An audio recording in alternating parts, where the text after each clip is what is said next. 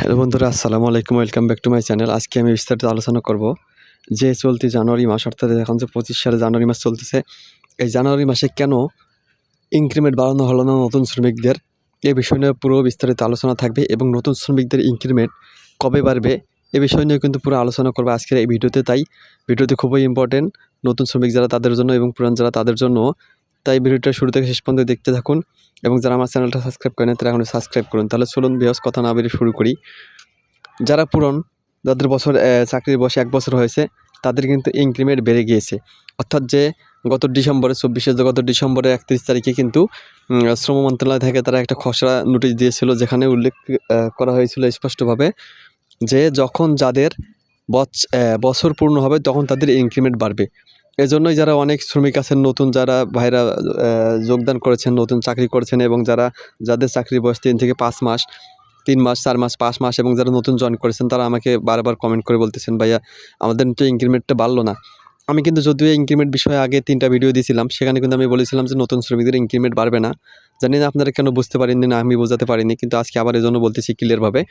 এখানে কিন্তু ঘোষণা অনুযায়ী পরিষ্কারভাবে বলা হয়েছে এখানে যে যাদের চাকরির বয়স 1 বছর, তখন কিন্তু তাদের আগে যেভাবে বেড়েছিল, যখন যার চাকরির বয়স যে তারিখে জয়েন হয় সেই তারিখে পরের বছরে যখন 1 বছর পূর্ণ হয় তখন কিন্তু তার 5% বাড়তো। এখন সেই 5%-এর সঙ্গে সরকার আরও যোগ করে 4% করে সেটাকে কিন্তু 9% করে দিয়েছে। এজন্যই যাদের 1 বছর হয়েছে তারা কিন্তু 9% ইনক্রিমেন্টটা পেয়েছে এবং যাদের 1 বছর হয়নি তারা কিন্তু পায়নি।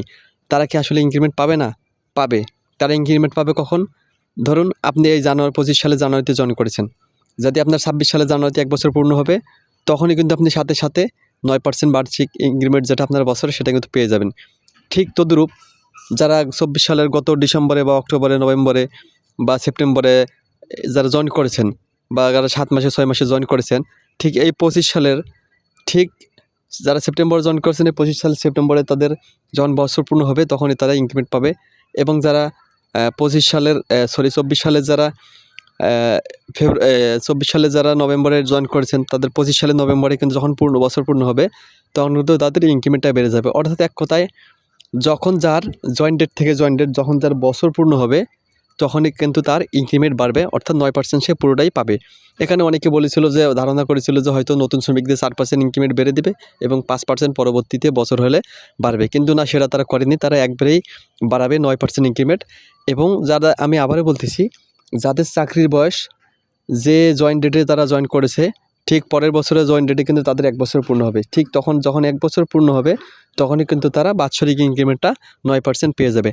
তা ভিউয়ার্স, আমি আশা করি আপনারা বুঝতে পারছেন।